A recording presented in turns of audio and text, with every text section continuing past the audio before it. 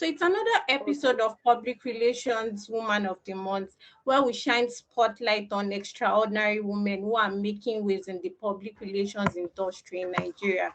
I'm Praise Idowu, and today we have a remarkable guest who has taken the public relations and communications industry by storm.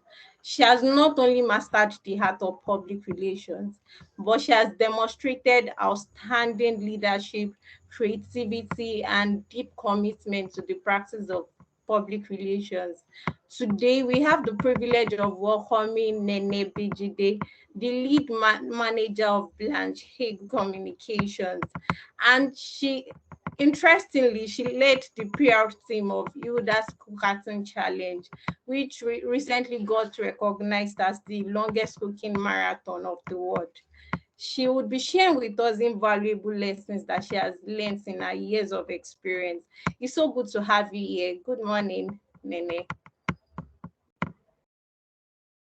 Hi, good morning, Praise. Good morning. So let's get to it. We'll begin by exploring your background and how you started in the field of public relations. Tell us what inspired you to pursue a career in this dynamic industry.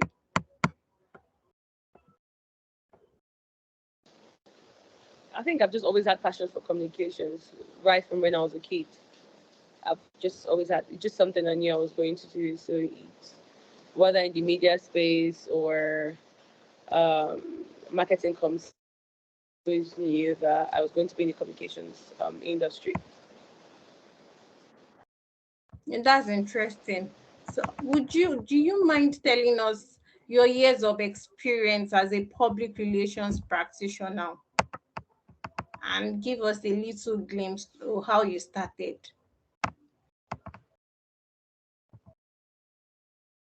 I would say that public relations in particular, I started say ago, 5 6 years ago. I would say 6 years ago, if I'm counting the unofficial 1 year. If I'm counting officially, I would say 5 years ago. Um, that's when I pretty much started or went fully into the public relations agency or industry rather. And yeah, it's just been a very interesting process.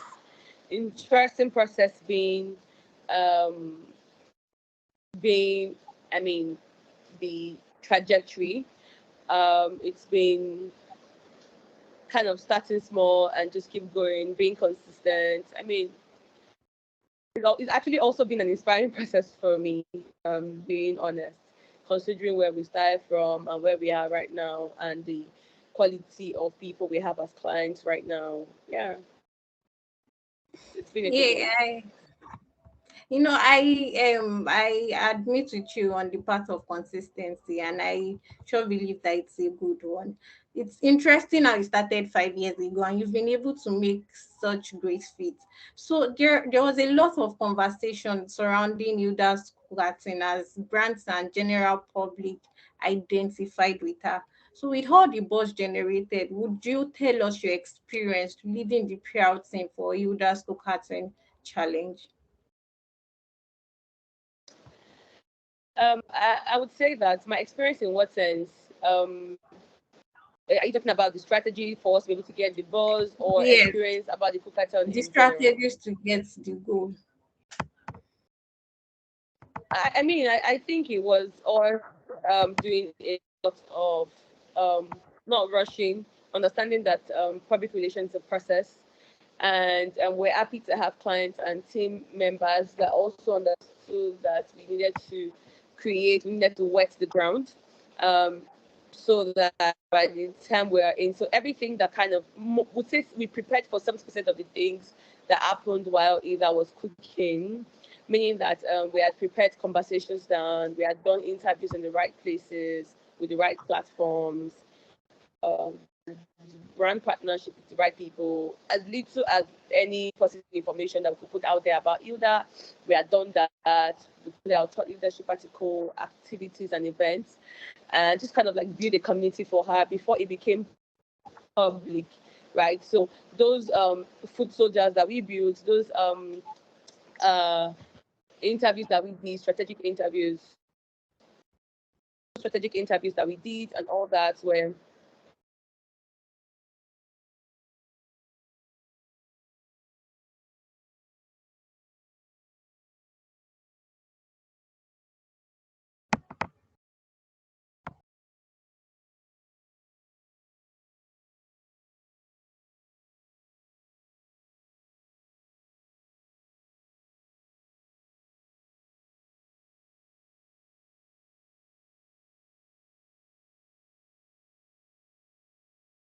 Hello?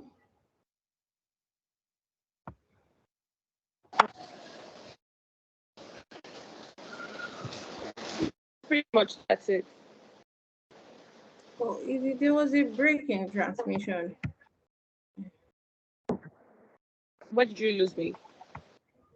Okay, you were talking about the strategies and the interviews that you had done beforehand. Yeah, pretty much that was the thing to do, just to wet the ground and something there for people to pick up on when the Cookathon started.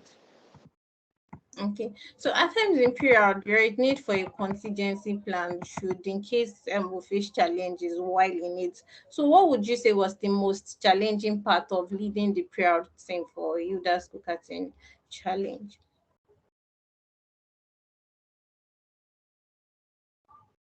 Can you take a question again? I was asking what is the most challenging part of leading the period team for the Cookathon challenge? There was Personally, there was no challenge actually. We had a very we had a very healthy team. One thing that I think that I would say that we pride ourselves in for the Cookathon was it did not have anything to do with everyone was aware of what every other person outside our department was supposed to do. And because we were part of the team from the scratch, so we knew what the project manager would have done, we knew what the project lead wants, we know what the digital wants, we know what this person wants. So anybody at any time could step up at any point. So there was no gap per se, there was no challenge per se. It was just more like it was like a seamless flow, right?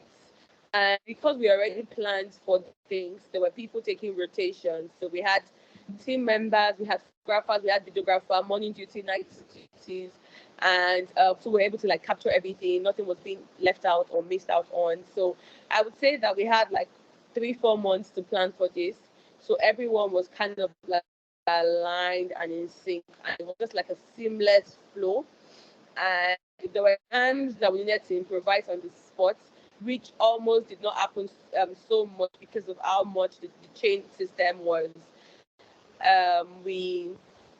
We have like a quick meeting and everybody start delegating, and that's how it works. So I mean, I would give it to the entire team in total. So from the design to the production to the project lead to the project manager, digital to PR, we just kind of like all worked together. So there was no challenge while it was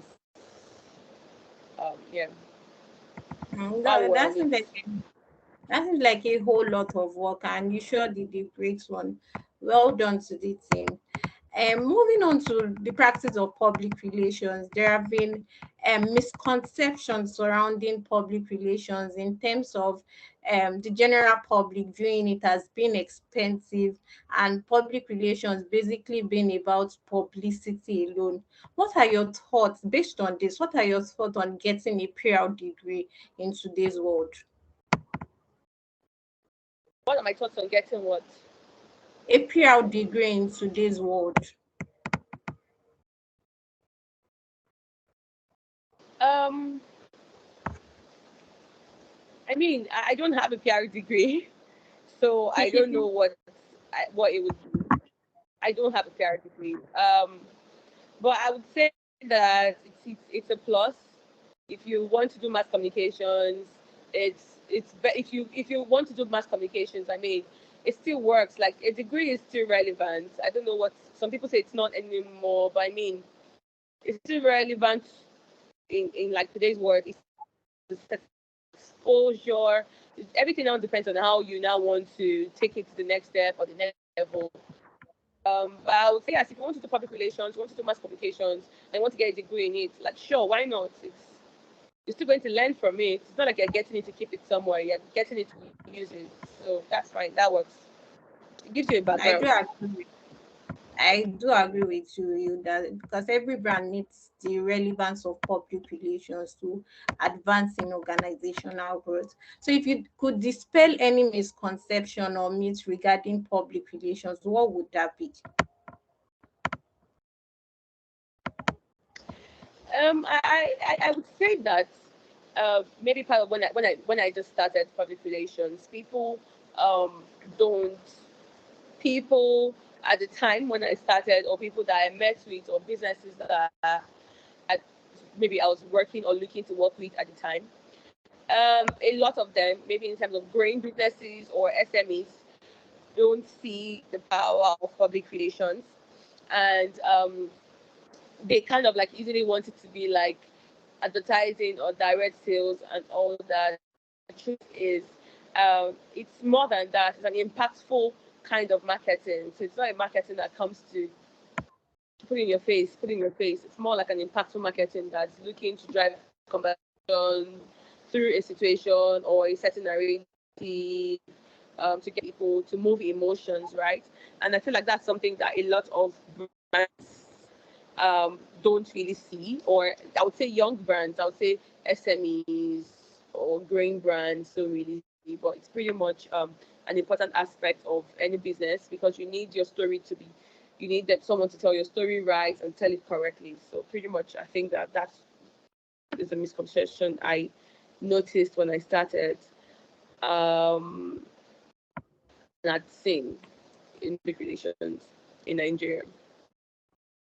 And I believe that the general public will come to see the relevance of public relations, even as what PR Day approaches. So there are PR enthusiasts that would also be watching this. What advice would you give to them as they climb through the PR ladder?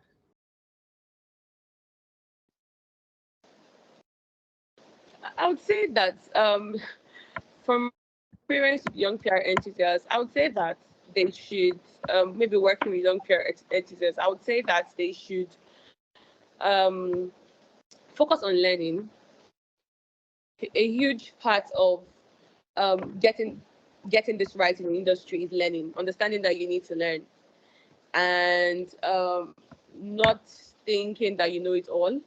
Understanding that you need to learn. Um, Understanding what space you want to play in. I would also say that find a skill in PR industry, not just saying, oh, I enjoy communications, being communications. So and being communication system. So now the thing is, what are you good at? Are you good with social media management? Can you make videos with your phone? Can you do reels? How fast can you improvise? Like you need skills like basic graphic designing. You need skills like basic photography skills because there are times as PR people we need to double up on some things. We've had to do um voiceovers ourselves when we needed to put out like a video or something. We've had to do voiceover ourselves on campaigns. We've had to take pictures, maybe for the show for time, whatnot. We have camera office, we have a studio, we have video, we have everything. So anybody that's coming and for us when we are employing, we employ people with extra skills. So even if we put out a call for ads or something, so when someone says, "Oh, I can take pictures," "Oh, I can make reels," and I know how to design graphics. We have a creative team, but in a situation whereby the creative team is busy, we want someone that will be able to say, okay, don't worry, I'll take this up, I'll do this, just so that we don't waste time. So I think that get extra skills that are relevant to that you want to play, you want to work in. I mean, it could even be as good as being good because a client might one day need a spokesperson or something. I'm like, okay, yeah, this person, speak for them and all that. So it's just mainly perfecting any little skills that you have that can just assist you um, in the communication space, pretty much. Getting extra skills, that's just the key, and being flexible on the job doesn't matter a lot. So if there's one advice you had gotten Yeah. ever since your 5 years in experience in public relations, what's that? One advice I've gotten.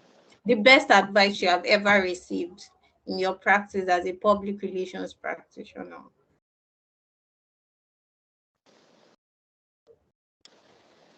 Let me see. I'm trying to think through. That would be a You very can tough one. take your time. Um,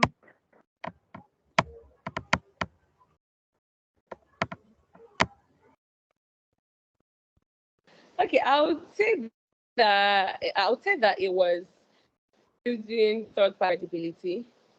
That was like maybe the best advice I've gotten, because I mean, when public relations, I did not know one person in the media or entertainment or communication space.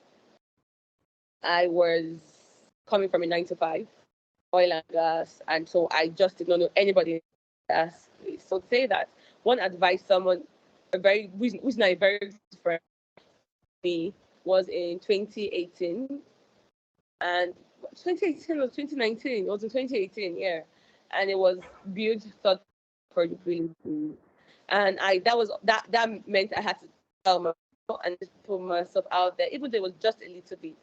And yeah, I did that, and that really helped me, and that's something that I think was like the best I can remember that I got. Yeah, I think that was it. Yeah. And thank you for sharing with us, Nene. You know, I sure learned a lot from these conversations, from the essence of building skills to the importance of strategizing before and on any project. They go a long way. Thank you for honoring our invite. And that wraps it up on our fascinating episode of the Public Relations Woman of the Month. We hope you have enjoyed the conversation with our remarkable guest, and it inspires you to take your part in the world of public relations. Join us next month as we continue to celebrate outstanding women who are making great feats